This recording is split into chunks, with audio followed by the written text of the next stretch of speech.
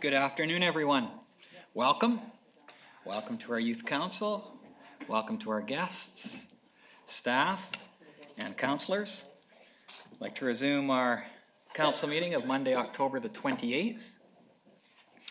Just check with staff first. Staff, are there any additions to the agenda? None from staff, Your Worship.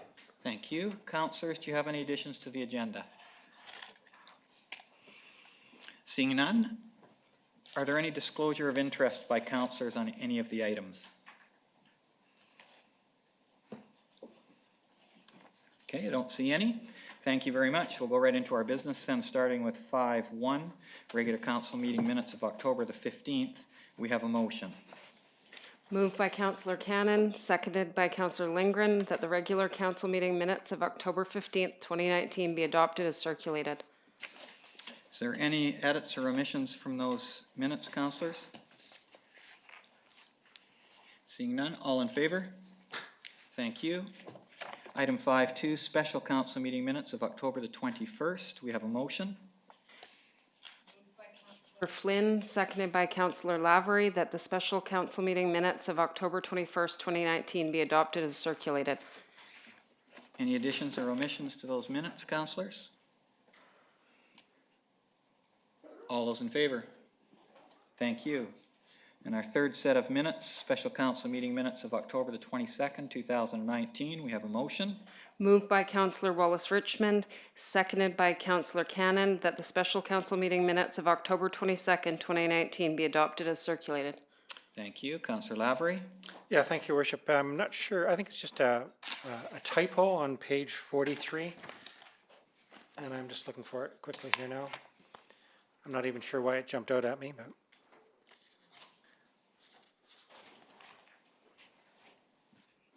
page 43, at least on my agenda. Okay. Is it the time piece? Yeah. Okay, do you want to just mention that? And we reconvened at 4:45, not 3:45. Yeah. It's on page 32 of Okay. the typed ones. Thank you, Councillor Lavery. So that should read 4:45 and not 3:45. I think just a friendly change. All right. Any other changes? All those in favor? Thank you very much. We'll move on to committee reports, starting with Development and Planning Services Committee meeting minutes of October the 21st. We have a motion. Moved by Councillor Wallace Richmond, seconded by Councillor Eliason, that the Development and Planning Services Committee meeting minutes of October 21st, 2019 be received as information. Thank you. Any omissions or edits to those minutes, councillors? Seeing none, all those in favor? Thank you.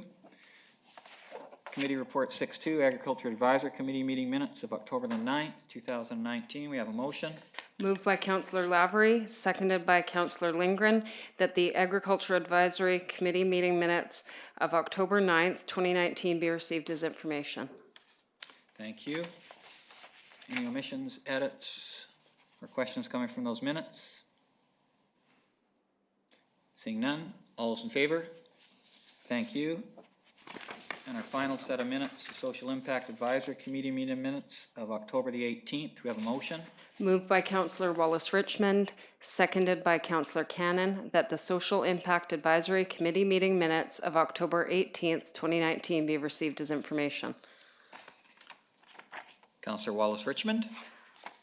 Thanks, Your Worship. On the minutes, item 6.1, the street solicitation bylaw update. You'll note that in correspondence,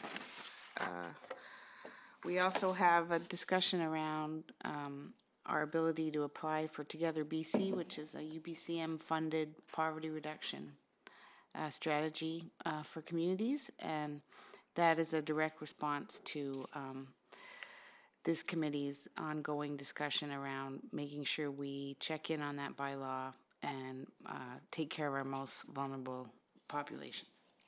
Thank you, Councillor Wallace Richmond. And just for Council's information, that will appear on the November 25th Council meeting agenda. We did talk about at the time bringing it back for Council's review. It will be a discussion of council with a staff report attached. So you can expect that coming forward on the 25th of November. Any other questions around those minutes? Seeing none, all those in favor? Thank you very much. The Columbia Shuswap Regional District Board in Brief is attached. Any comments on that board in brief? Seeing none, we'll go to staff reports. 8.1. We have a proposed motion. Thank you, Councillor Eliason, seconded by Councillor Cannon. Director of Engineering and Public Works street lighting requests. I'll ask the Director of Engineering and Public Works to review that for us. Your Worship, every year we put out an advertisement asking members of the public to come forward with any areas of town that they feel the street lighting could be improved. And we review those locations for applicability. So this year we received 2 requests for 3 different lights. We reviewed them. They all look like good locations for lighting.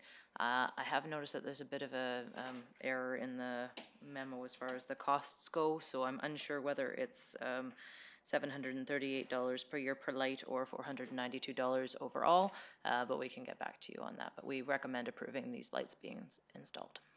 Thank you. Would you mind reviewing the maps that show where the lights are going to go?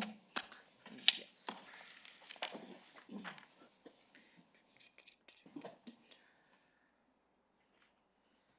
Okay. The first location is that's 30th Street on the west side and 35th Street on the east. So that's on your way down to Canoe Beach, heading towards Park Hill.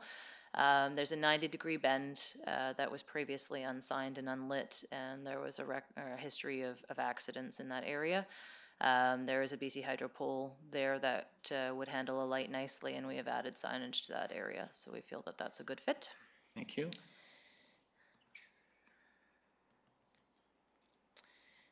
The second is just off of Okanagan at 25th Street Northeast. It's a fairly pedestrian-friendly neighborhood, good area to light. And again, there's a pole there that will light that corner nicely. Thank you.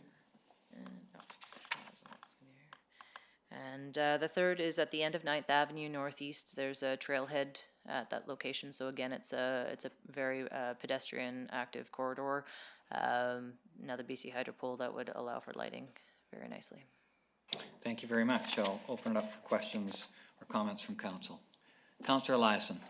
Thanks, Your Worship, and I'd like to thank staff for reacting so quickly. We received an email for a 3rd request for a light, and it wasn't too long after that this report is coming, and it's recognizing that 2nd light that we saw just off Okanagan that will be installed as well. After we vote on this, I just have a couple questions about LED lights in replacing the high pressure sodium lights. So I'll support this. Okay, thank you. Other comments from council? Okay, I see the chambers are in the audience today. Thank you very much for your letter. All those in favor of the motion? Carried unanimously. Councillor Eliason. Thanks, Your Worship. And this is following up on what we're sort of the theme of today, which is the high efficiency LED lights, which we're going to talk about next in the downtown core. I think it's worthwhile for us, looking at the savings that we're going to see on the next one, to ask BC Hydro if there's a non-high pressure sodium light alternative, considering if we're putting in new infrastructure and new lights, if they can be possibly an LED light that instead, so we save over the long term, so the numbers that affect us annually in the budget are, we save money and we're starting clean as opposed to having to go back and replace them all. So at some point, I would like us to write a letter to BC Hydro and maybe arrange a meeting with BC Hydro so that we can discuss those options and see if they have those options for us in the city. Certainly. How would you like going about doing that? Do you want to make a motion today, or do you want to wait and initiate that? I think it's top of mind. I can make the motion now, or I can make it after we talk about the LED streetlights. whereas we'd like to see some results, I'd make a motion to write a letter to BC Hydro exploring the option for LED lights instead of the high pressure sodium in public areas. Okay, thank you. Is there a seconder to that motion? Thank you, Councillor Lavery. Councillor Lyson, do you wish to speak further to the motion? I trust that staff and yourself will write a very articulate letter that that does not reflect my non-articulate motion, so thank you. Thank you. Speaking to the motion, Councillor Flynn. I support the non-articulate motion, but I do have a question. The next memo, I thought we could maybe talk about this in the next memo, but the next memo in its wording in the second paragraph says, LED technology has been around for over 10 years and has become an affordable option for new installations and retrofits. So I guess my question is, with those 3 new ones we just approved, is there any thought as per the motion to make them the new LEDs, even if they cost a bit more? Or can you not do it just here and there? You have to do it all over like we're doing downtown, or like the motion coming up? Director of Engineering and Public Works. Through your worship, it's unfortunately BC Hydro lease lights, the ones on the hydro poles. BC Hydro has not come up with an alternative that they're happy with as far as the LED lighting goes. So every time we talk to them, it's, oh, you know, we're working it out. It'll be a year. Every time we go back to them, another year. So these ones in the next memo are under our control. They're the ones on our own light standards, and we do have a great alternative for that at this time. So the difference is the ones downtown, which is the next motion, are owned by us and we control. The ones that we just approved, the new ones, and all the other ones are leased. Correct. Okay. I would think maybe we should be, well, the motion does what we're asking, yeah. Good, okay. Interesting. Any other councillors wishing to speak to the motion? Hearing none, all those in favor? Thank you. Councillor Lyson, when we write that letter, can we pull on you to help us out? Appreciate that, thank you. Item 8.2, Director of Engineering and Public Works, Project Award, LED streetlight conversion. We have a proposed motion. Councillor Flynn, Councillor Lavery, Director of Engineering and Public Works. Your worship, we're just wrapping up the Hudson Revitalization Project, and this is one of the very few times that I'm happy to report that we are way under budget on that project. We have also completed several other projects within the downtown core, developers also that have put in LED lighting. We're finding right now that the downtown core is a little patchwork as far as the old HPS lighting and the LED. Working towards universal LED lighting throughout town with the streetlights under our control. We're hoping to create a new project to retrofit all of the lights in the downtown core. There's a map attached to the memo that shows the boundary of that. As well as we'd like to add 2 more lights near the school district that will also be LED to finish off that revitalization project and have that corridor lit. So in total, it's 87 high pressure sodium ornamental fixtures that would get changed out to LED lamps, as well as the 2 new ones near the school district. We went out to quote and we received 4 compliance submissions back. All-phase electric was the least expensive option at $174,540.36.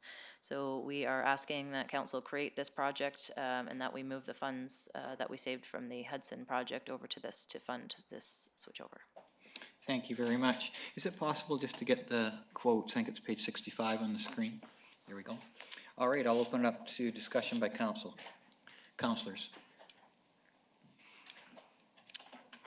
Councillor Lavery. Yes, thank you, Worship. I'll certainly support this. And I just note 2 things, and I think staff would do this anyhow, but we should be noting this in our reporting for climate action, in our annual reporting, because this does decrease the amount of electricity we're using. And I'd also note maybe we could refer this through Councillor Lindgren to the EAC, because that's been a topic of the EAC a lot of times. When are we changing over to LED lighting? And it's a good example I can get with the students here as well. Local governments, sometimes we have to make incremental changes as we go forward. And it's not a big splashy headline about all this. We nibble away at this in our budget when we can and look for opportunities to make essentially environmentally sensitive changes. So this is a great initiative, fully support it, and we often don't shout this stuff out loud enough that we're doing these sort of things. So thank you to staff. Thank you, Councillor Lavery. Any further comments? Councillor Wallace-Richmond? Thanks, Your Worship. Through you to staff, what do we mean by ornamental LED? Director of Engineering and Public Works? Through your worship, the ornamental LED, basically, it looks very similar to the ornamental streetlights that we have downtown. So it's just our reference word for those particular standards. You'd see them installed on the new Hudson Revite project. So those are the ones that we would be recommending to go forward with. Okay, thank you. Thank you. Any other questions before I call the question? All those in favor? It's carried unanimously. Thank you. 8.3, Director of Engineering and Public Works, Project Award, Sanitary Sewer Upgrade, Easement 49th Street and 50th Street Northeast. We have a proposed motion. Have a mover and a seconder. Councillor Wallace-Richmond, seconded by Councillor Lindgren. Director of Engineering and Public Works. Your worship, we have been working away replacing all of our clay sewer pipes throughout town, Canoe being particularly heavy on these pipes. We've had this particular project in the budget for probably 3 or 4 years at this point, but it's a very difficult project because it's in people's backyards. So this right-of-way has been there for many years. There's a lot of structures and trees and all sorts on top. Our supervisor of engineering has taken this on, thankfully, and has spoken to all of the owners that will be affected by this project, and they're all happy with what is being proposed. We are decreasing the scope of this project just to the line between Canoe Beach Drive to the first manhole, because that's where there's a little bit of a belly and some issues arising. We're going to leave the replacement of the rest of it until it's starting to deteriorate. It looks in pretty good shape. So we went out to quote for that first section, and we had 4 bids come back. Doug Webb Contracting Limited was the least expensive at $73,870. So at this point, we are looking for council's approval to move forward with the award of this project. Great, thank you very much. Councillor Eliason.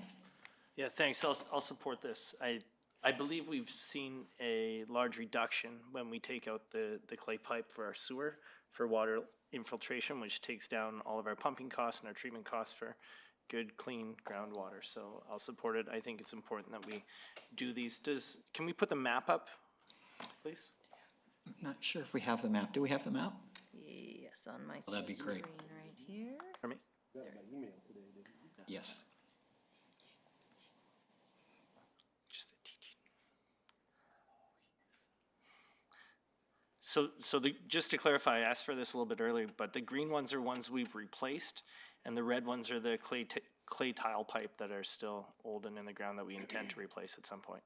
Director of Engineering and Public Works. Through your worship, not necessarily replaced. So the red are the clay. The green are either already replaced or were just installed as a different material. Okay, thank you. Thank you, Councillor Eliason. Councillor Flynn. Just with that map up, where is this piece?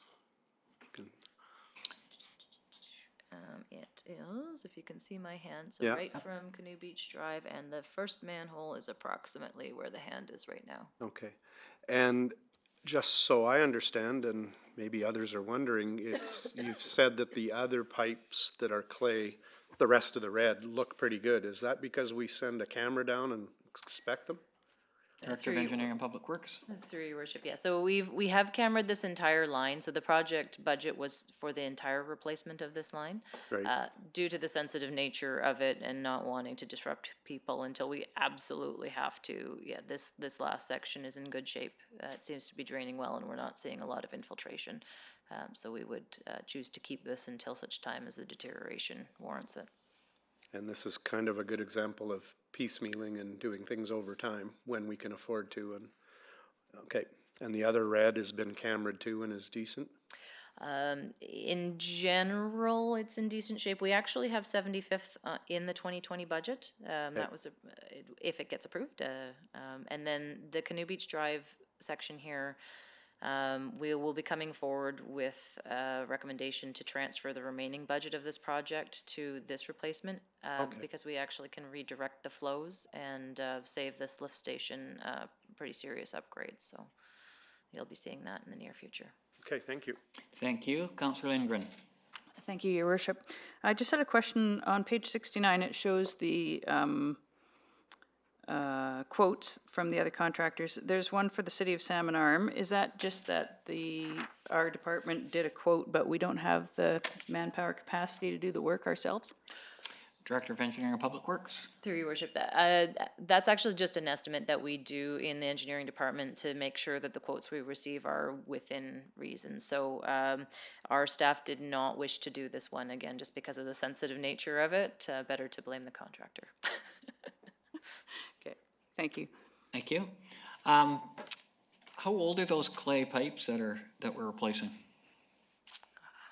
Your worship, that's a great question. I believe they're about 50 years old. Okay, so probably put in around 1960 or something like that.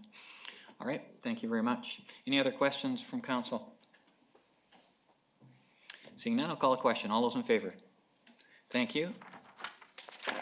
8.4, Director of Corporate Services, 2019-2020 Insurance Renewal. We have a proposed motion. Have a mover and a seconder. Councillor Eliason. Second, Councillor Cannon. Thank you. Director of Corporate Services. Thank you, Your Worship. The Municipal Insurance Association of BC was successful in the RFP process that was undertaken in 2018 to procure property, crime, equipment breakdown, marina operators, legal liability, and environmental impairment liability insurance coverage. Council authorized 2 additional renewals as long as the terms provided by MIA-BC were acceptable. The renewal premium for the 2019-2020 term is $162,487, which is a slight increase over the 2018-2019 premium due to an increase in insured value of roughly $5 million. This increase in insured value is largely the result of an asset appraisal that was conducted late last year. Staff are pleased with the service received from MIA-BC and recommend the renewal. Great, thank you. I'll open it up to questions from council. Councillors, questions on this item? Okay, seeing none, a comment I'll make is I know that we all have to get insurance for our houses, and we hate paying the $1,000 a year that we have to do it. The city has to pay $162,000. So it's an expensive item, but an absolutely necessary one. All those in favor? Thank you. We'll move on to section number 9. 9.1, City of Salmon Arm Cemetery Management Amendment Bylaw, number 4360, first, second, and third reading. Have a proposed motion. Could I have a mover and seconder? Councillor Lavery, second, Councillor Wallace-Richmond. Is that the Director of Engineering and Public Works or Corporate Services? Corporate Services, thank you. Thank you, Your Worship. The City Cemetery Management Bylaw currently limits double markers to only those burial plots that have 2 human remains interred within them. It was requested by both a funeral service provider and a citizen to allow this option when there are human and cremated remains, or just cremated remains in the plot. The amendment under consideration allows for this option and permits up to 2 double markers on such plots. In addition to this important change, the amendment also corrects the name of the regulatory authority, Consumer Protection BC, and updates the material of memorial plaques at Shuswap Memorial Cemetery from bronze to granite. Great, thank you very much. Councillors, we'll open up to questions if you have any questions on this item.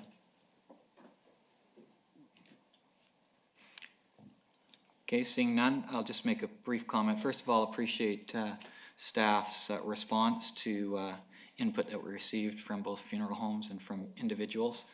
And I know that we often think about roads and parks and sewer and fire trucks and things as time we spend as and items that staff spend time on, but we spend a lot of time on cemeteries and burials as well, especially over the last 2 years to open up our new cemetery. So really appreciate staff's work on this item. Seeing no questions or input, I'll call the question. All those in favor? Thank you. Item 9.2, City of Salmon Arm Curbside Collection Amendment Bylaw, number 4362. There's a motion on the screen, moved by Councillor Eliason. Seconded a motion, Councillor Cannon, thank you. I believe this is Corporate Services as well. Thank you, Your Worship. It is. On October 16th, 2019, Staff were informed by Sergeant Jeff Hanratty of the Conservation Officer Service that the city's curbside collection bylaw is in contravention of Section 33(1), subsection 2 of the Wildlife Act, which is concerned with animal attractants. The amendment that is under consideration minimizes the time frame that food waste and garbage will be at the curbside to the morning of collection instead of the night prior. This amendment will satisfy the Conservation Officer Service and allow sufficient time for citizens to get their containers to the curb. Great, thank you very much. Councillors, questions you have on this item? Councillor Flynn. Yeah, so clearly, if you drive around our community the night before pickup, a lot of people were putting garbage out the night before. And clearly, we tried to build flexibility into our bylaw. And because of where we live and our urban interface with the forest and everything else, we don't have the flexibility to build that, or we don't have the ability to build that flexibility in. Is that basically what this comes down to, Your Worship? Yes.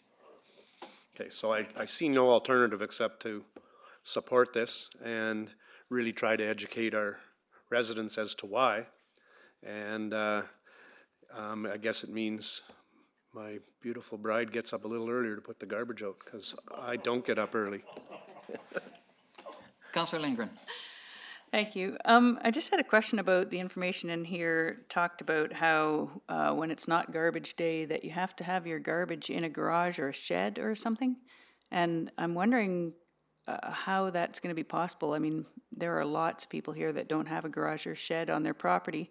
I myself bring it up to the house and put it beside my house, but it's still in my driveway 7 days a week. So I'm just wondering what the options for that might be. Director of Corporate Services. Thank you, Your Worship. What we're recommending as staff is to make sure that the containers are as secure as possible. We do, of course, understand that some residences don't have garages or places to contain the materials, but we are hoping that people will make their best judgment on containing it in a safe manner. Councillor Lindgren, any further comments? Whoops, I'm sorry. Go ahead, Thanks. Councillor Lindgren. So is it part of the bylaw that people will be fined if their garbage cans are left in their driveway next to their house? Do we have some kind of information about that? I'm just curious what we're aiming at. Yeah, I think probably I can take a shot at answering that. So the legislation is actually provincial legislation, and our bylaw has to conform with the provincial legislation. Do we plan on ticketing people who keep their garbage contained in garbage cans beside their house? Of course not, no. But we want to make sure that people do that, and we're forced to make our bylaw conform. I think there's two good reasons to pass this amendment. One is because we're forced, but the second is it's probably the right thing to do. I'm totally in support. Just curious. Yeah, no, it's a good question. Councillor Walsh-Richmond. Thanks, Your Worship. Through you to staff to clarify. So this doesn't presuppose a link between the fact that we have a compost program and an increase in bear sightings. This is just meeting another legislative standard. Director of Corporate Services. Thank you, Your Worship. It does not presuppose an increase in bear activity. Okay.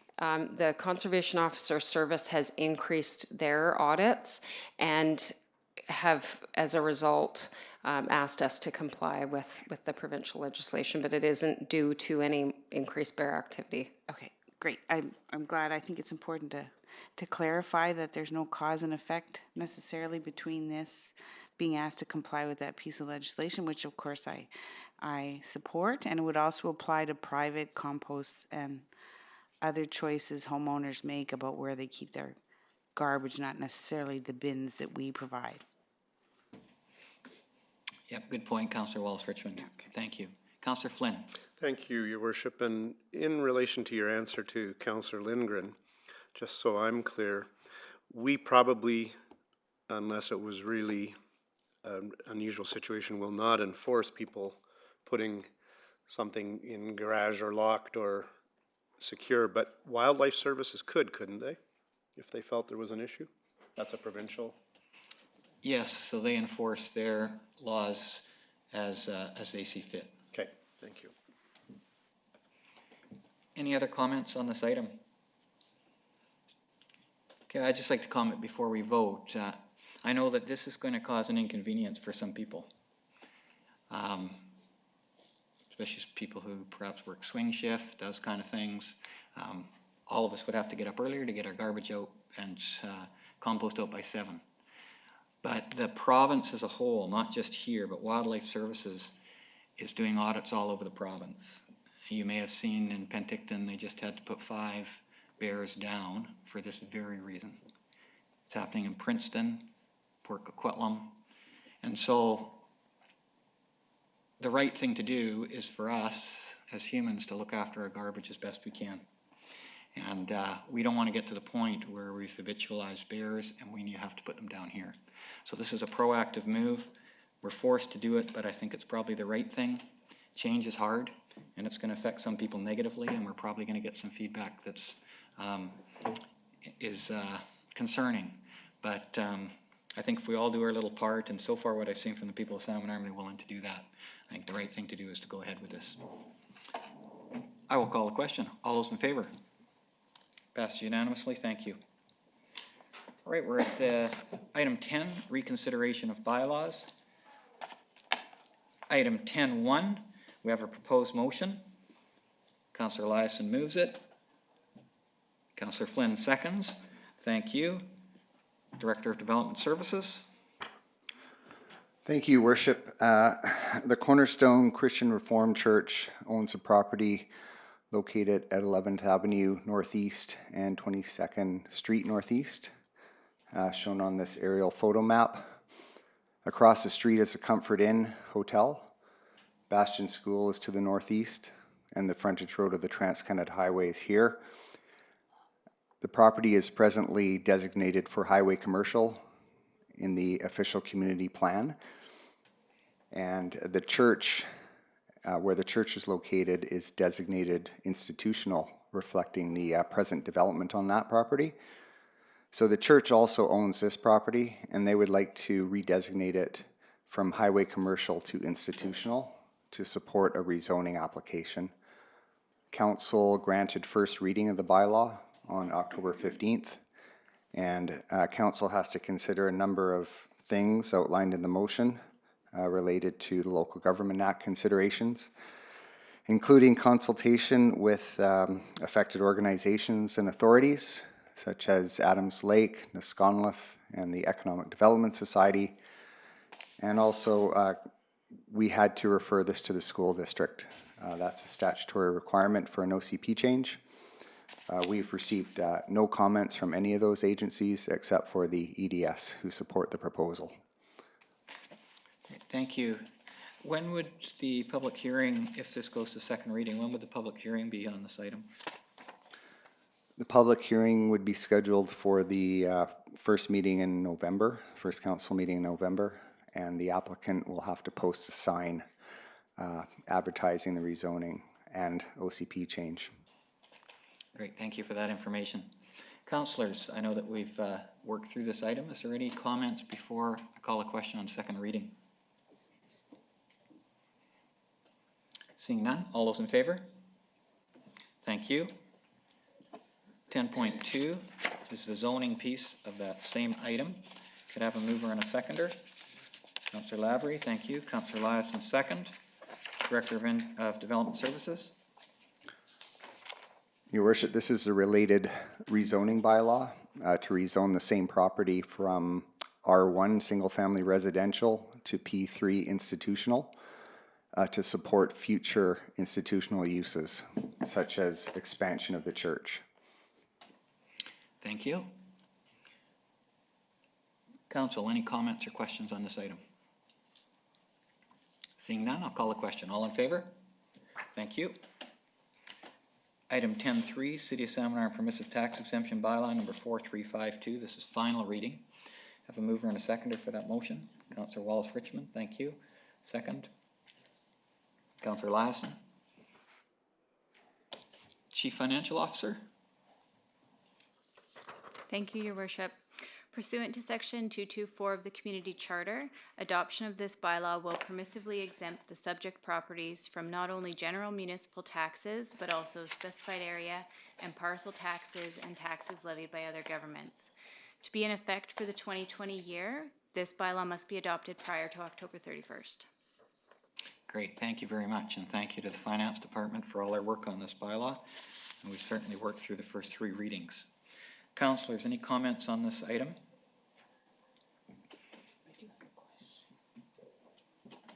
Councillor Wallace-Richmond?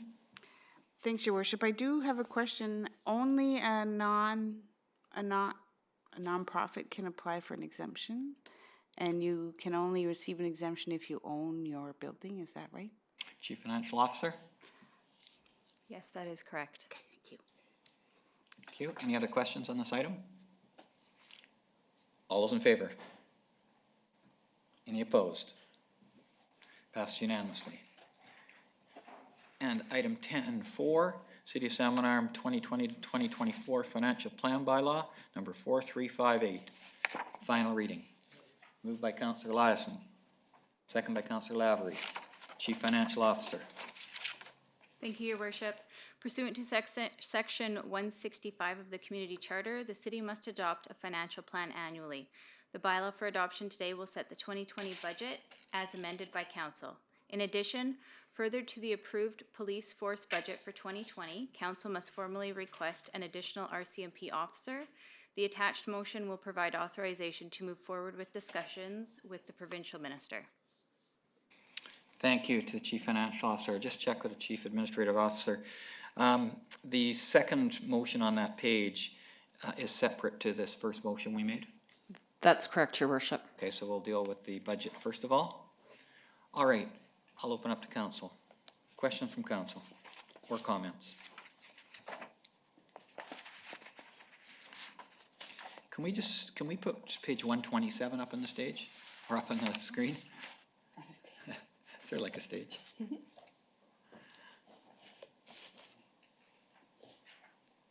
Thank you. So councillors, first of all, thank you for all of your work over the last number of days. We spent a lot of time on this budget, as has staff. I think for people in the gallery, it's important to know where your money is being spent. And so down the 2020 column, if you look at the consolidated expenditures, you can see that the item that we spend the very most money on is protective services, $5.9 million, almost $6 million. That is police and fire. 80% of it is policing. Policing is very expensive, but important, of course. And one of the reasons people love living in Salmon Arm, it's a pretty safe spot. We spend $6 million on policing, and that's partly why. The second item that is also very expensive, $5.5 million, is transportation services. Transportation services involves roads, curb, gutter, sidewalks, everything related to roads. And we've, particularly in this particular year, we put $200,000 extra into asphaltic overlays. That's part of that $5.6 million. And then you can see for yourselves how other items, recreation, about $4.5 million, environmental development services, $2.8 million. So our budget for our city is about $36 million. That's what it costs us annually to operate our city. We went through it basically line by line on last Monday, and council worked hard to reduce the tax increase from 4.6 to 2.51, while still keeping things in that we thought were absolutely necessary. So I will call a question on the plan and the budget. All those in favor? Thank you very much. There's a second motion on that page, moved by Councillor Eliason, second by Councillor Cannon, and that is that the City of Salmon Arm requests one additional RCMP officer for the Salmon Arm RCMP Police Detachment effective September 1st, 2020. Is there any staff person who would like to comment on that? I think. Corporate officer? Your worship, this is just a formality. You've embedded into the budget the funds to request another member, and this will just give staff the go-ahead to have those communications with the province. Thank you very much. Any comments from council? Right, for members in the gallery, the last, I'll let Councillor Flynn speak. I've spoken enough. Councillor Flynn. I was just going to comment that the staff sergeant put together a very good business case to support, because of our growth, the need for another officer. It was a big budget item that we managed to decrease the request by delaying when that officer would start, and the staff sergeant was very clear in his presentation to us that even if we supported it today, it's unlikely it would be filled until September. And all I was going to comment that is, if it is filled in September, we've budgeted for it, but if it doesn't get filled in September, if it does get filled in September, then we have to budget for the full position next year. So that'll be an increase next year.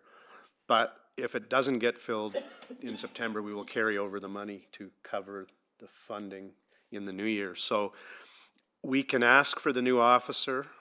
The business case was very good. We hope to have 20, but very rarely do we ever run at full complement. And so delaying it wasn't a concern to our staff sergeant. Thank you, Councillor Flynn. And an RCMP officer for 1 year, the budget line is about $180,000. That's not the amount of money the officer makes, but by the time you build in the car, the police car and all the other needs, it's about $180,000 budget line, which is a 1% tax increase in our city. All right, I see no other comments. I will call the question. All those in favor? Thank you. Passes unanimously. We'll go to item 11, correspondence.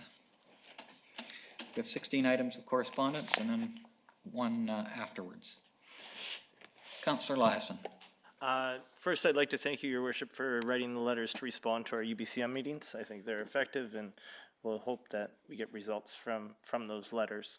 I won't comment on them individually, but thanks for doing that.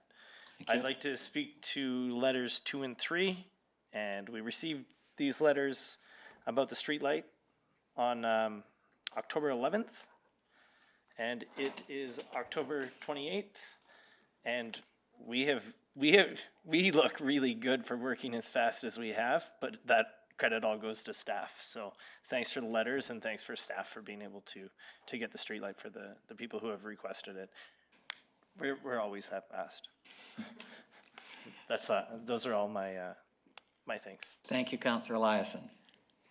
Other speakers to items? Councillor Wallace-Richmond. Item 4, Your Worship, is Yes. a letter from a resident in Canoe regarding the reduced speed zone coming off the highway at North Canoe School, and I was hoping we could refer it to the Safety Committee for consideration.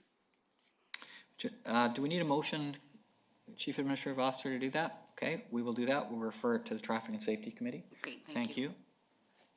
Is there any other items you'd like to speak of? Your Worship, item 8, Okay. is there any requirement from us? Action requested from the annual Remembrance Day celebration.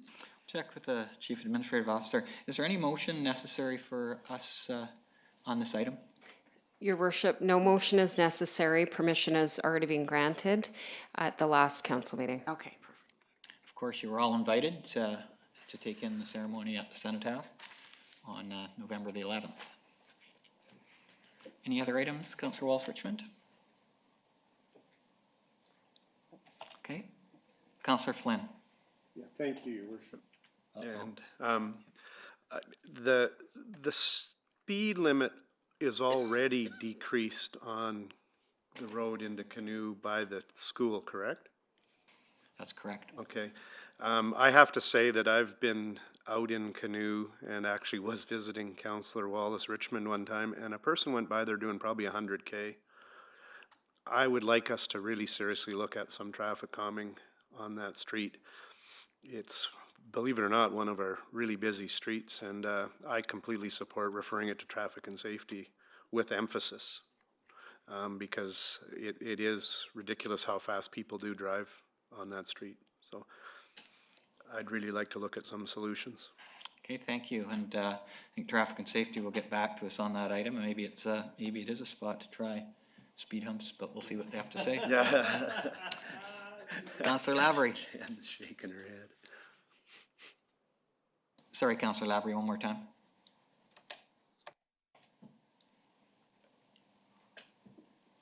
Thank you, Your Worship. Item number 7, a letter from Mr. Norland. I just wanted to just note I really appreciate the tone of the letter and the statement that, everybody with Canoe Beach Park down the line is looking for continuous best land use and working together. So I appreciate the tone from Mr. Norland. And I think that his request is, and I think it's true down the line, that there'll be further public participation opportunities as we drill down and get more granular about what that Canoe Beach plan might look like. So I just wanted to point that out and give a shout out to Mr. Norland. Thank you, Councillor Lavery. Are there any other items you'd like to speak to? Thank you. Councillors, do you have any other items that you'd like to speak to that haven't been spoken to? Okay, can we put up item 5? This is a letter from Frank Andrews. And so Mr. Andrews is a gentleman who lives in Piccadilly Terrace. He gets around on a scooter, and he toured me and Jeremy Menzies through Salmon Arm on a scooter. Very reasonable person. So this is a hard one to read, so I'll read it out because I'd asked Mr. Andrews a couple of questions. So it says, our earlier conversation regarding the new lane in Blackburn Park from 10th. So my question to Mr. Andrews was, does it work for scooters? Because it's gravel level, compressed gravel. So he said he would try it out and would get a couple of his friends to try it out as well. So his response is, no problem for scooters. Access is good. The second item, a crossing from Windmill Meets to Lakeshore. There's a crossing there, as you know, if you're going from Windmill Meets across the crosswalk. At the end, when we went on our scooter ride, there was, if you weren't very careful, you could end up going actually a little too far and over the bank. So our people up at the top shop were very helpful, and they have put a no post in at the end of that sidewalk, end of that crosswalk. So he said the crossing from Windmill Meets to Lakeshore Drive is now excellent. He also thanks the staff for their improvements to crossings around town. In particular, when I spoke to him, the people on scooters and wheelchairs like the looks of the brick crosswalks, but they don't work well for them accessibility-wise because they keep rising and falling. So they're quite happy to see us go back to the smooth surface there, and that's what he's talking about with that last item. So thank you to Mr. Andrews for that. Item number 6 is a letter from Barb Hagel talking about RVs, and I know that we often receive items like this. So I would like to remind Council that in the spring I will be convening a mayor's task force on the highway through Salmon Arm. And one of the items that we will be talking about is truck stops, RV pullouts, tourist information, that kind of thing. So I will take Ms. Hagel's letter and make sure it goes in my file, so that's an item that we'll be able to talk about at that time. The last item I want to talk about was, I don't want to talk about the letters in number 1, but thank you, Councillor Lyson, for mentioning them. Is it possible just to pull up the letter to Minister Donaldson regarding our meeting with him? I'm not sure which one it is there. Oh, that we can stop there. We'll just go back to Mr. Farnsworth. So for those of you at Mr. Farnsworth's meeting, he said he was going to come to Salmon Arm. So he's never been to Salmon Arm. So I put a little plug in there for him to come and see us. So is that your shortened signature that's up there? The little, is that like your initials? Because I was going to ask who is that? That is, yes, okay. That's my short signature. Okay, thank you. Okay, keep going. It looks like you're going to give him some booty when he came. Okay, there's the letter. So, as you recall, we met with Minister Donaldson. We talked about the CRI fund and forestry enhancement, and we also talked about RAP attack. I did not comment in this letter about the rural dividend fund because we didn't talk about it at that meeting, and in fact, it was very new information when we got to the UBCM. I wonder how council feels. I would like to write a letter to the minister that would say something like, we certainly understand the towns and villages and cities in the province who are in crises because of the turn down in the forest industry. I would also like to mention that we are disappointed that a portion of the funds that are going to fund those communities is coming from the Rural Development Fund. And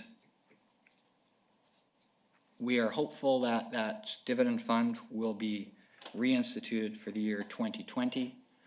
And I would go into a little bit of detail about our application that we've put together within Sconliffe and Adams Lake Indian Band. So I would like to write that letter. I want to get council, I didn't feel I could write it without council's permission because it was not part of the conversation. So I would like to get perhaps a motion, and then we could discuss it. Okay, Councillor Cannon, Councillor Elias, and thank you. Input from council.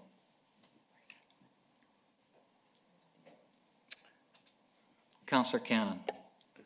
I think it's a great idea. I mean, everyone was talking about the rural dividend funds being stopped when we were at UBCM. It was a topic on everyone's mind. So I think the disappointment after putting in that application and finding out that those funds weren't available anymore, I think it's great that you'll send a letter touching on that. Okay, thank you. Councillor Flynn? Yeah, I fully support a letter as such. When we got back, there was a number of community organizations that had spent an awful lot of time applying for the Rural Dividend Fund and got declined thinking that it was because there was oversubscription, which there always is, but they were all turned down because of the reapplication of funding or taking funding from the Rural Dividend Fund. So I very much support your letter. Okay, thank you. Any other comments? Okay, I'll call the question and all those in favor. Okay, thank you very much. I'll send you a copy of the letter once I've put it together. All right, any other items on that page that anyone wishes to speak to? Councillor Flynn? I just had a question with regards to the process for getting correspondence on the agenda, because I'm asking about something that isn't on there and I'm wondering if it's just a timing piece. And that was a email/letter we received from a person in the gallery about smoking in front of Shaw Center. And I thought it was in time, but I don't see it in our correspondence. So I'm wondering if it was sent to the Rec Society first before it came to us. Good, thank you for bringing that up. Chief Administrative Officer.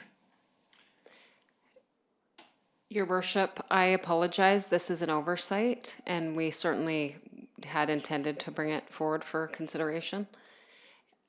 I can only say that we could bring it up now, or we can wait until the next meeting. I do know that Ms. Desautels is here. Hi, Ms. Desautels. Would you like to speak to us about it instead of write the letter, or do you want us to wait till the next meeting? I can speak to it right now if you wish. Okay, we'll give you 3 minutes. Okay. Come forward. Councillor Flynn, does that suit you? That seems to work really well. Okay. Thank you, and our apologies. We all got that letter, and so we'll all take a little piece of the responsibility. Yeah, thank you, Your Worship and Council. It was in regards to no smoking, trying to establish no smoking outside of the Shaw Center. In particular, on hockey nights, we have athletes, we have young children, we have families that come to the hockey games, and right outside the front entrance of the arena when people are going to buy their tickets is kind of a common smoking area for many people. So just to have signage, I know there's an ashtray there, that kind of, you have an ashtray, it promotes smoking.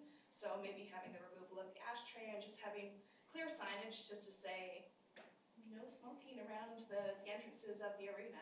I know there's like parks and public spaces. I did read all the kind of the bylaws and around why the Shaw Center isn't captured under that no smoking bylaw.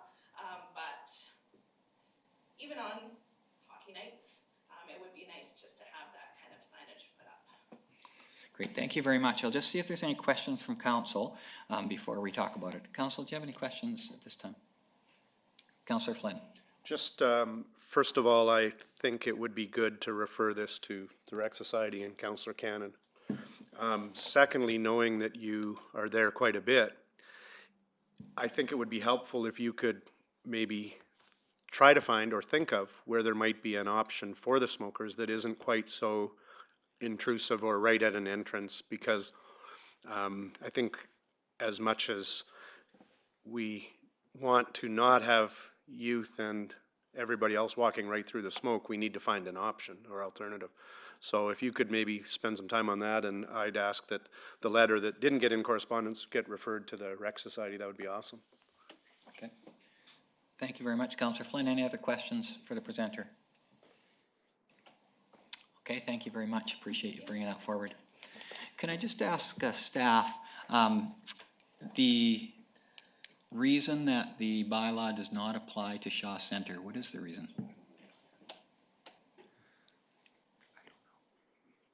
Your worship, that's something we're going to have to get back to you on. Okay, all right. So I think, unless a councillor knows, I don't know the answer to that question. I just thought it did, but. Okay. Shelley, do you know? Come on up to the microphone. Sorry. I don't recall in entirety, but it basically had to do with it being a public space that. Yeah, it had something to do with it being a public space, and they couldn't have that building set within that same bylaw within the so many meters outside of a door. It fell into a kind of a different category, and it was one of those excluded properties in Salmon Arm that didn't fall under that. Okay, well, we learned from you. Thank you. Well, we will look at it ourselves, and we will get back to you. Thanks. Thank you for bringing it up. Any other items under informational correspondence? Okay. We will then move to 11.2, which is under informational correspondence, UBCM Poverty Reduction Planning and Action Program. There's no motion, it's for information, but Councillor Wallace-Richmond would like to speak to it. Thank you, Councillor Wallace-Richmond.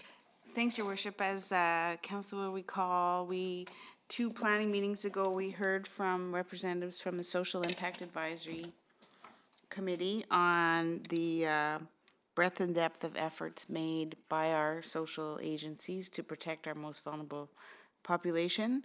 What they tried to point out, and I think they did a very good job of it, was that as a group of groups, there has been no formal social planning in this community, and so there is an opportunity to spend those dollars more efficiently and to achieve those goals more effectively.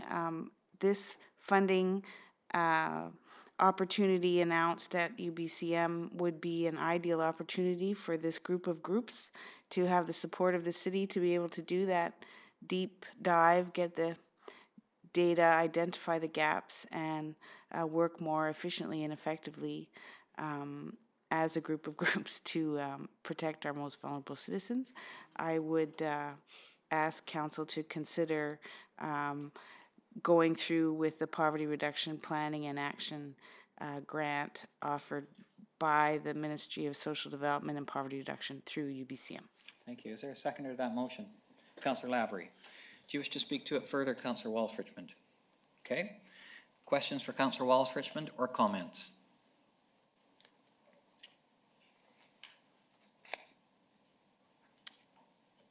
Seeing none, I have a couple of questions I wanted to just check. So there's 2 different grants, and you're suggesting that we apply for the Poverty Reduction Planning and Action Grant. Is that right? Yes.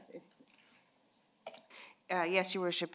It's my sense of of what's happening on the ground, that would be the most appropriate, given the group of groups at the social impact table, and it would also fit within the social development mandate.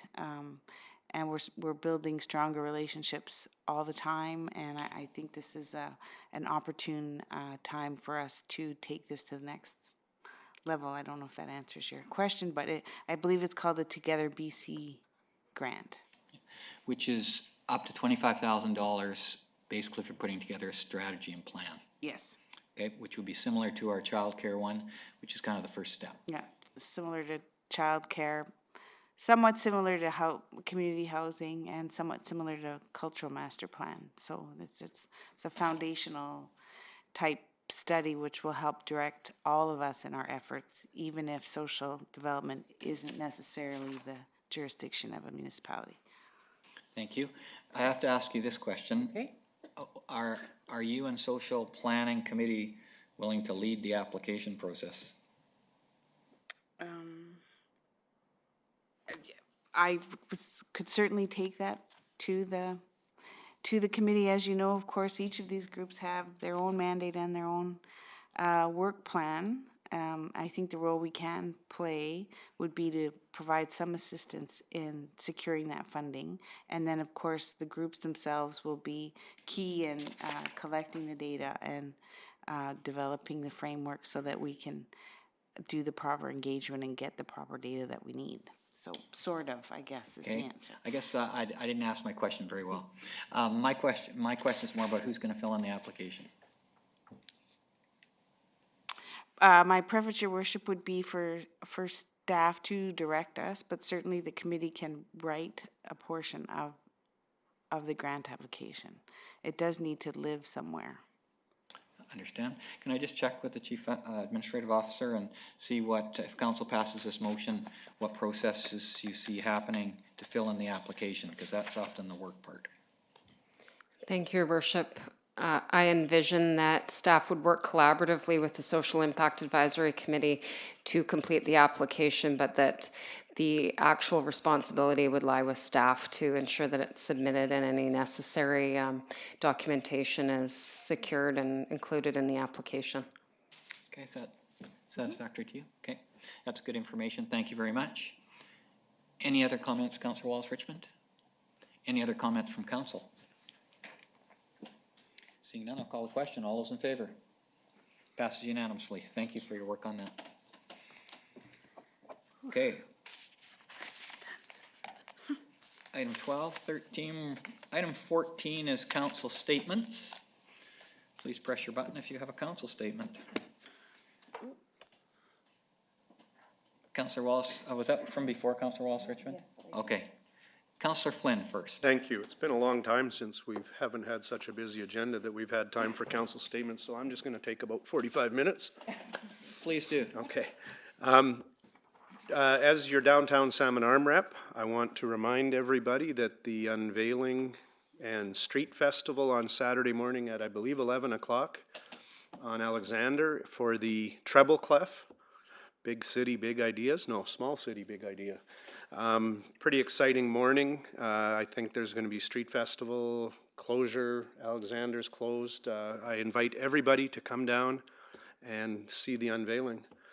Should be a really exciting morning for our downtown. So it is actually changed our landscape. When you look down Alexander now, right from the highway, you see it, and it's pretty neat. So great job by a downtown landlord and working with the city and downtown Salmon Arm and everybody else. I think it's a great addition to our community. So Halloween treat trail is Thursday.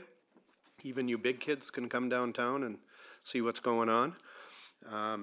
But hope everybody can come out. I think we will be at the corner of Ross and Alexander. So I think it might be Elton John and Elvis, but I'm not sure. We'll see what we show up as. So those are some downtown Salmon Arm announcements. Thank you. Councillor Wallace-Richmond. Your Worship, I wanted to make a point of thanking staff so much for the tour on Friday, the facilities tour. So council went on a facilities tour, and we were invited to check out the public works yard and the water treatment plant, and also the Pollution Control Center? Pollution Control Center, which is a euphemism for you know what. Anyway, I went to the public works yard. I'd always wanted to go, and it's really a remarkable insight into what makes a city work. The equipment, the maintenance, the scheduling. It's really a logistical marvel, and staff is very busy all year round, but if there were ever an opportunity, especially for our youth, to get that behind the scenes look, I think it would be really transformative, because the truth is, when a city's doing a good job, we don't necessarily think about all the work that goes into it, but Friday was a very big insight for me on the amount of work that goes into keeping this city moving along. So I wanted to thank staff for that. Thank you, Councillor Wallace-Richmond. Councillor Lavery. Yes, thank you, Worship. And just, I wasn't planning to, but picking up on Councillor Wallace-Richmond's comments to Youth Council here, our job sometimes, or the city's responsibility, is really basic.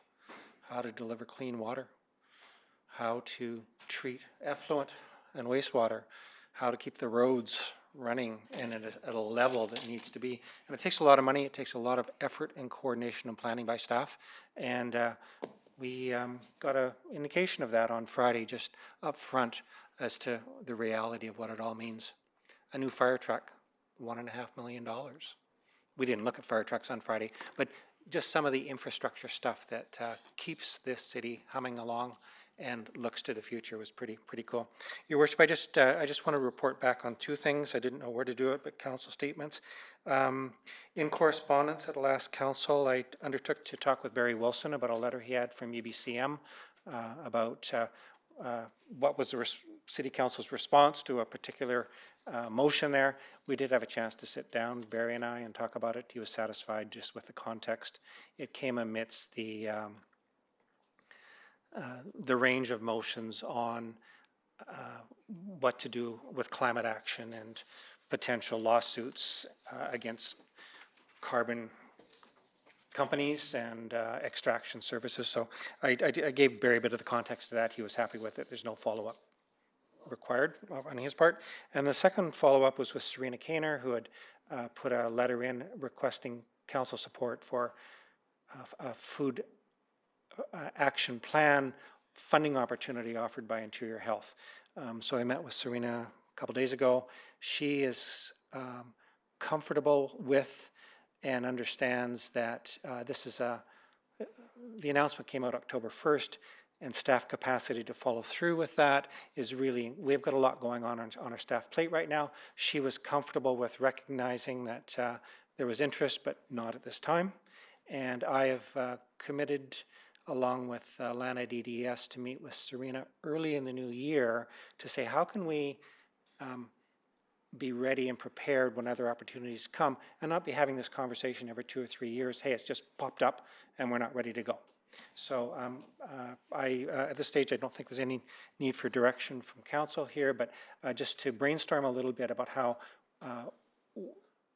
steps that groups could make to be ready for an application next time it comes around.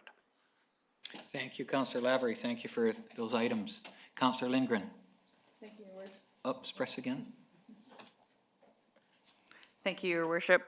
Just one comment about the facilities tour. Thank you to the staff who made those arrangements and took us on that.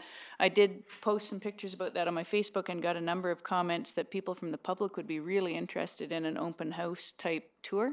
So if that were ever a possibility in the future, I think it would be well attended. Also, on Thursday last week, I attended the sponsor gala at the home of Jan de Roche for SASLA. It was very well attended. It was a beautiful facility. If you're thinking about places to stay in Salmon Arm, I would contact her. Yeah, she's really looking forward to having, SASLA has hired her for 12 months of the year instead of just bringing on somebody for 8 months. So she's already started trying to recruit new sponsors for the fair this year, and everybody's expecting great things this year from the sponsor group.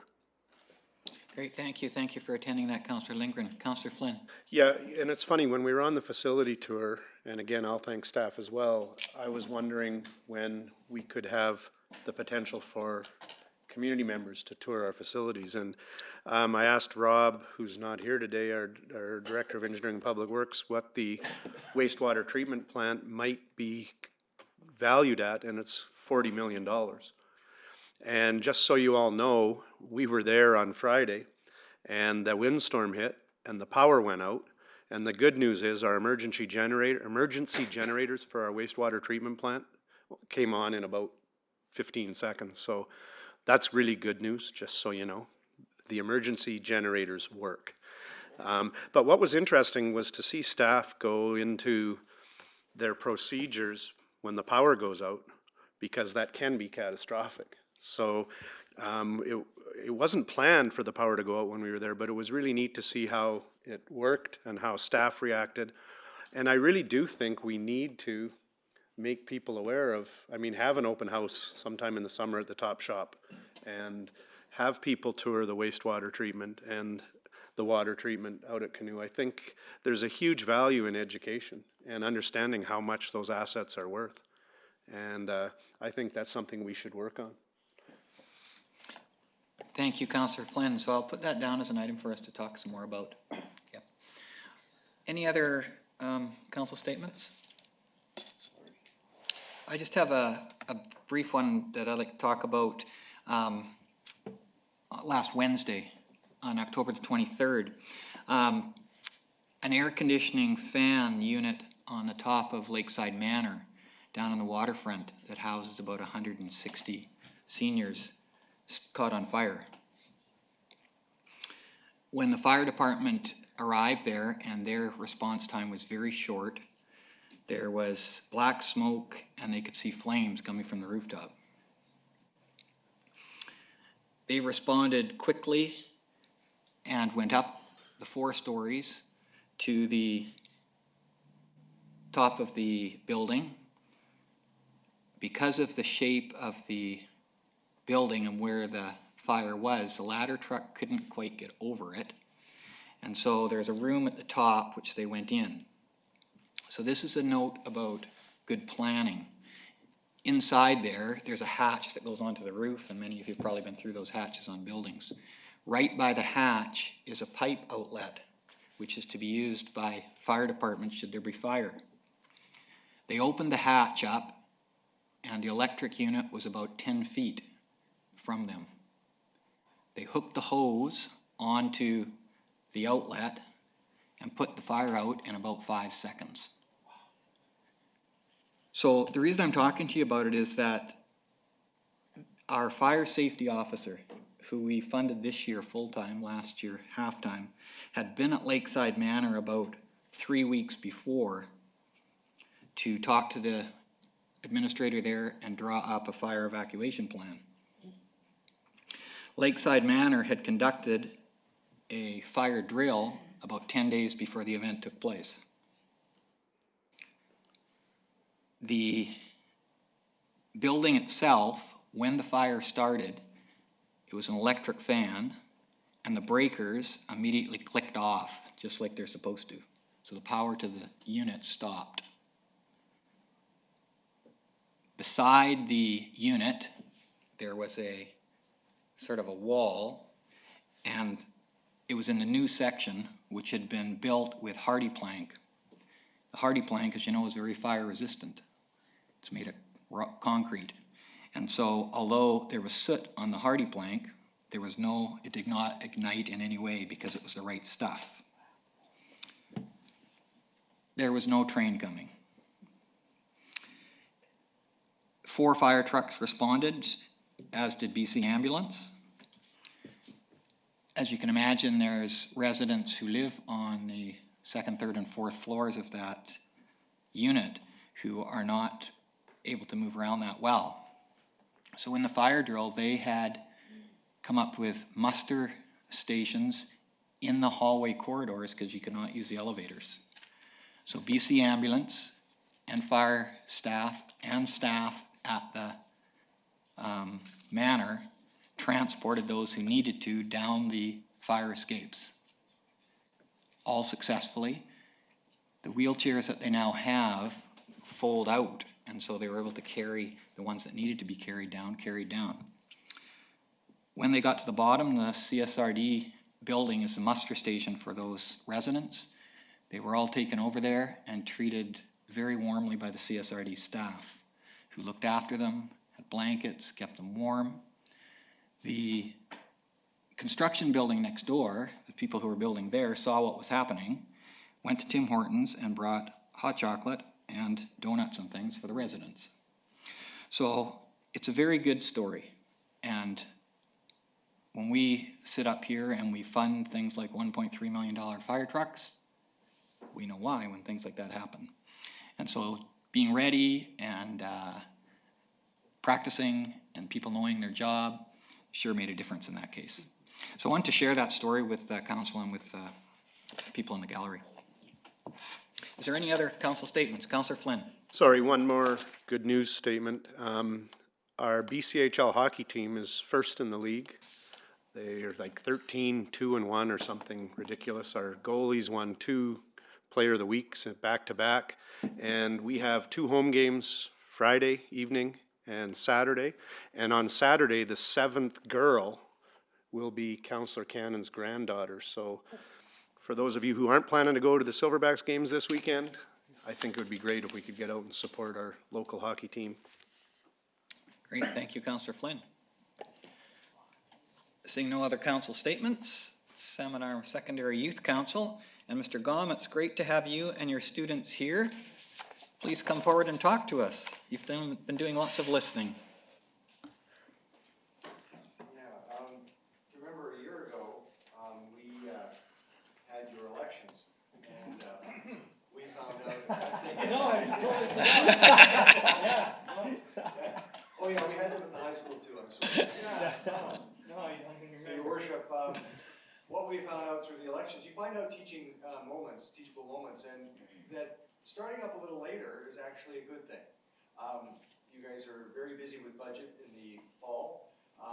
We found I have to get the students up to speed, I have to get myself up to speed with my other courses, and sort of a slow and easy entry into this process in the local politics course is actually the preferred method I found out from last year, because we had the election at the end of October. So I know that I was away 2 weeks ago, and the students came here with our principal, Mr. Gavin, and they enjoyed it a lot, but they have a lot of questions. It was an abrupt kind of awakening to the process without me here as well, and I think what will happen now in November is a lot of learning, and we will have some of the members speak today to you, and I just wanted to really thank you. This is our 3rd year of starting this course, and it's gone better than I expected, to be honest. I don't even feel like I have to do a job. We just come to meetings and things just pop up all the time, and the students just start their own conversations, and that's what it's all about.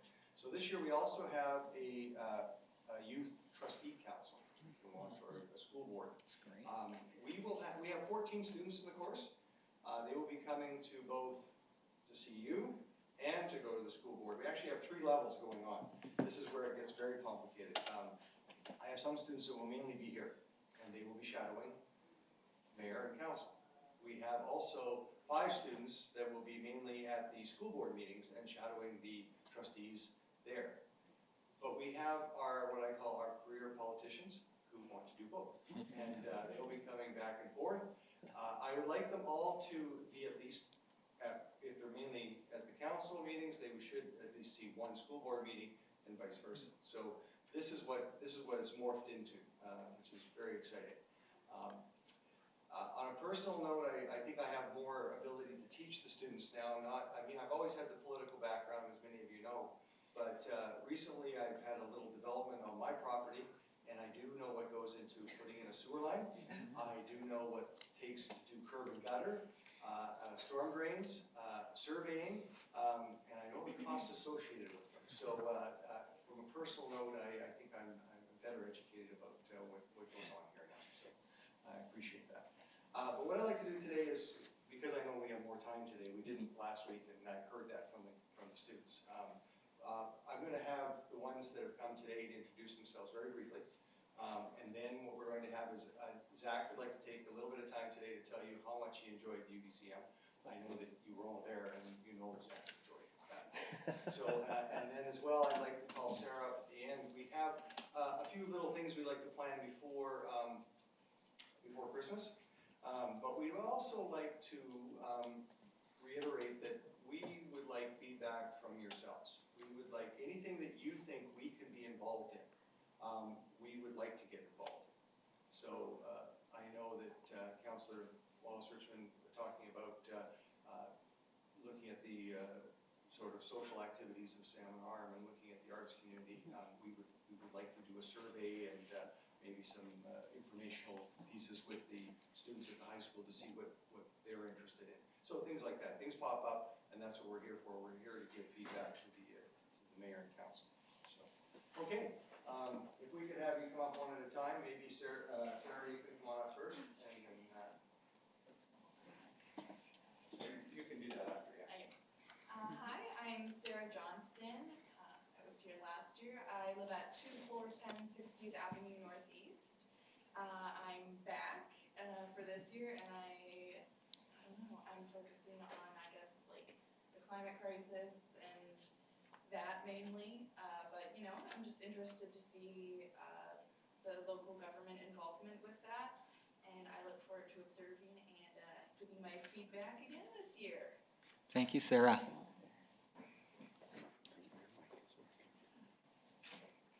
You think it is or not? Hello, my name is Sebastian Esty, 3912 Sumac Road, Sangaré. I love being involved in the community and I love politics, so perfect. I just missed the first name there. Sebastian. Sebastian. Thank you, Sebastian.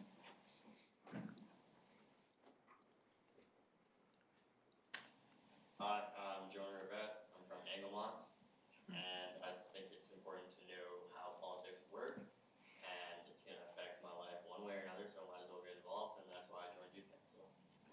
Great. Great to have you here from Anglemont.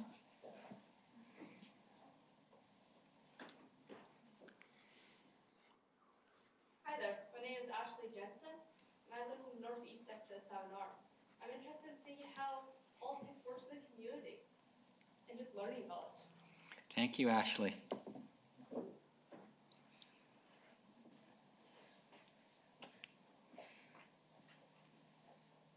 I'm Jack Bergevin.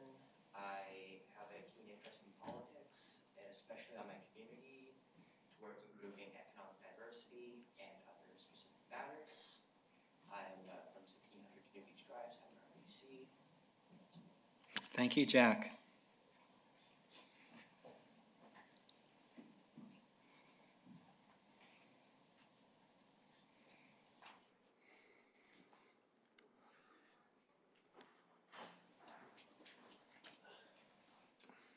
My name is Aidan Genshorik. I come from 10th Avenue Northeast. I'm interested in politics as it has relations to some of my other interests, mainly history and human civilizations, and I'm also interested just how local politics work. Thank you. Great. Thank you, Aidan.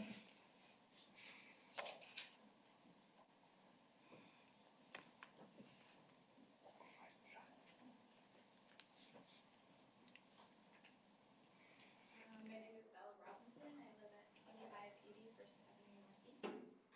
And I've always just kind of been interested in control, and I've loved to know everything that's going on. So doing this, it kind of gives me a sense of control over what's going on in the community and all that. Great. Thank you very much.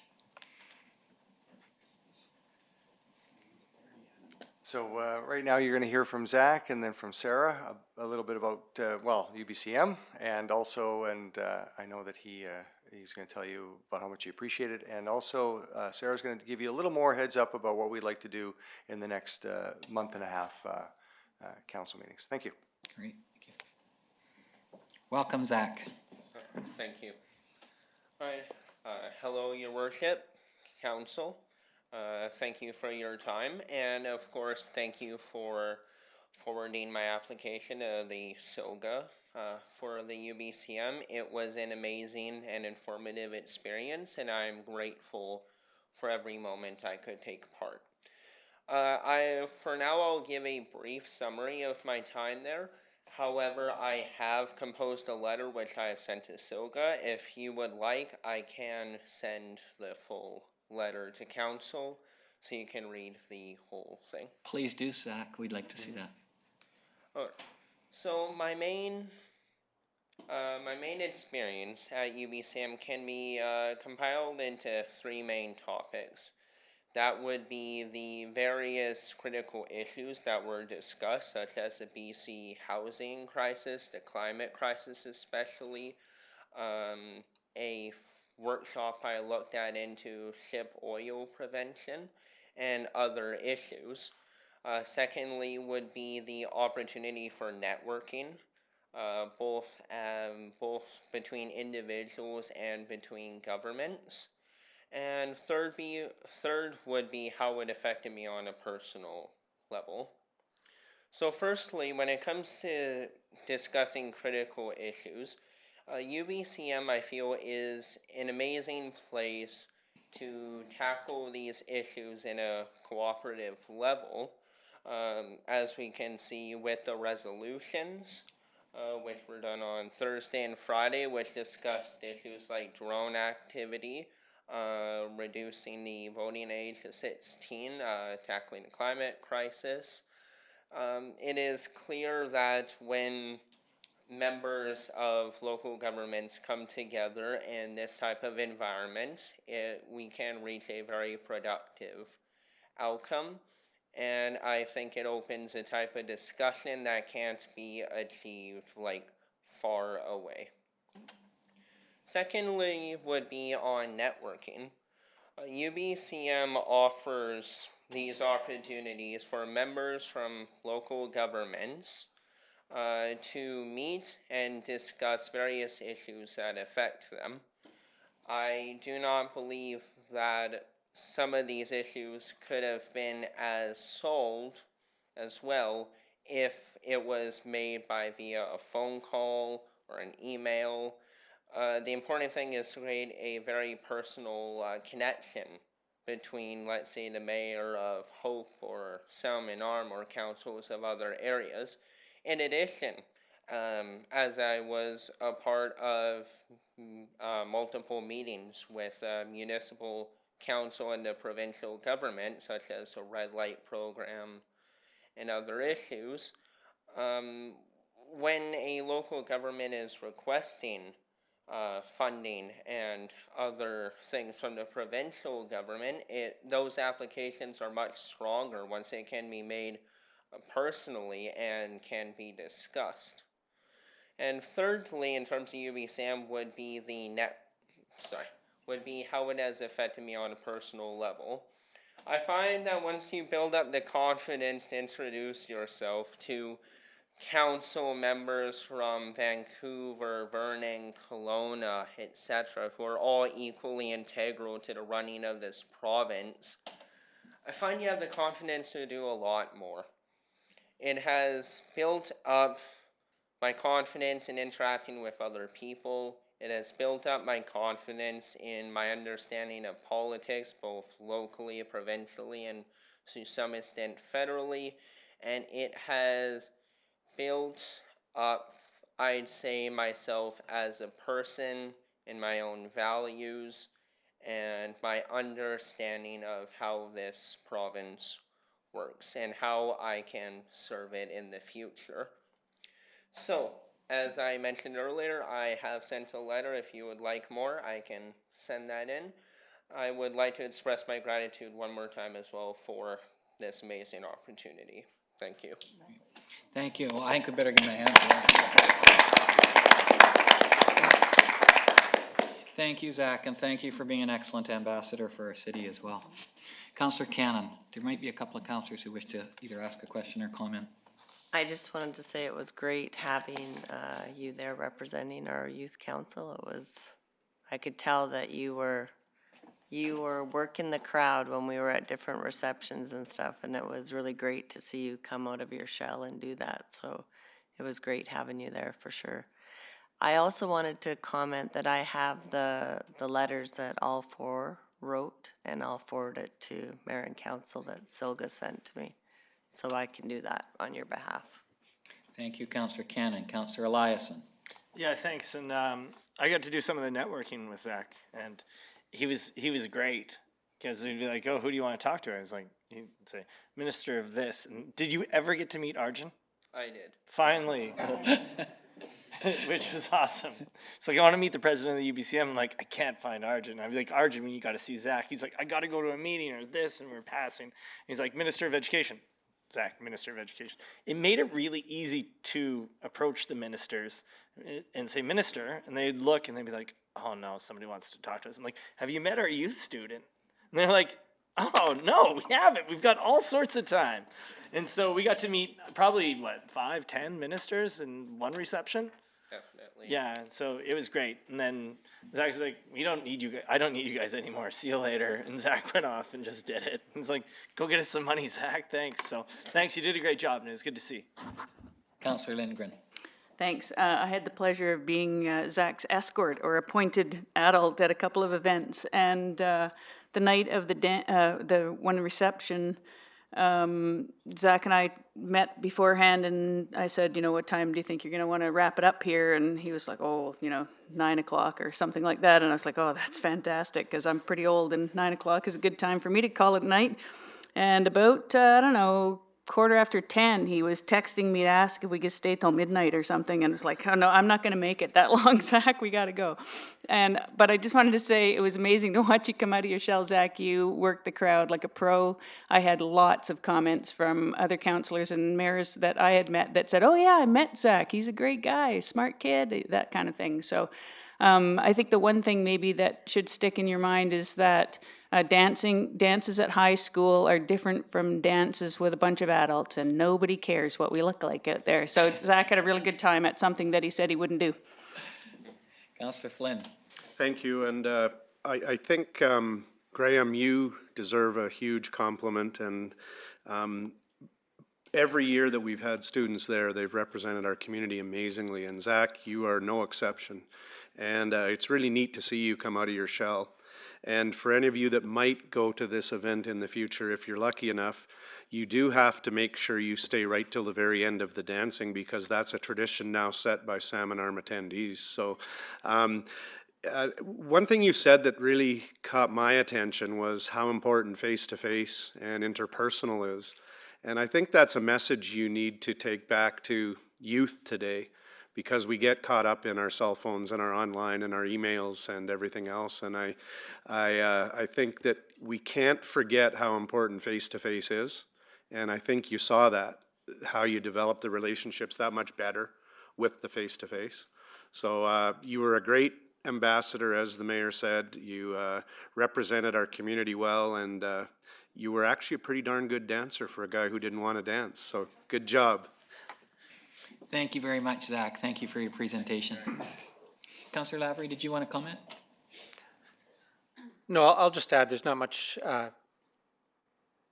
most of it's already been said, but thank you, Zach. Thank you, Graham, and the class here too. You have some opportunities. Who's in grade 11 this year? Okay, so you've got some, the competition is kind of stiff to get into Silga, but be thinking about it, work with Graham and work with us. I'd also like to give a shout out to Aaron Jackson, who did a lot of the shepherding and provided support as we went through there. So thank you for that, Aaron, and thanks for this table as well. This has been, it's not just us, but this initiative is noted throughout the province. And it's so cool, and you guys have done a great job. Thank you. Thank you, Councillor Lavery. Yes, Graham, you like to summarize this? Sarah's going to come up and just say a bit, but Emma could not make it today. She is on the Youth Council for the trustees mostly this year, but will be to a couple of meetings. She wanted to convey, though, her appreciation through me to your worship and council, but also to Ms. Jackson, Aaron. She referred to her mainly as a mama bear. She really looked out for both of them. And we have a little, I'm giving up little of a surprise, but she'd like to convey that we have a little presentation for her when she attends. She'd like to do it personally, so thank you. Great, thank you very much. Sarah, come forward. It's all right, we've got lots of time. You take the time you need. Yeah. So this is just a little preview of what we're hoping to do just before the December break. We will be deciding which students will shadow which counselors, and we will get back to you with that in November. And we would also like to invite Mr. Bannister and Ms. Jackson up to Sullivan to discuss city planning and, terms, because some of the people who weren't here last year don't know what OCP or, a zoning bylaw or variance or UBCM means. And then in December, Fiona Young, who is in the Youth Council but couldn't make it today, she will be giving a presentation on LGBTQ issues in the school district. She's given this presentation to the Education Directions Committee, and we'll give it to the school district on November 19th, and we will apply through the city for this presentation. So that's it. Great, thank you. We'll look forward to that. Thank you, Sarah. And thank you to all the youth council members. We have our question and answer period. Is there anyone in the audience who has a question for us? Please come forward to the microphone.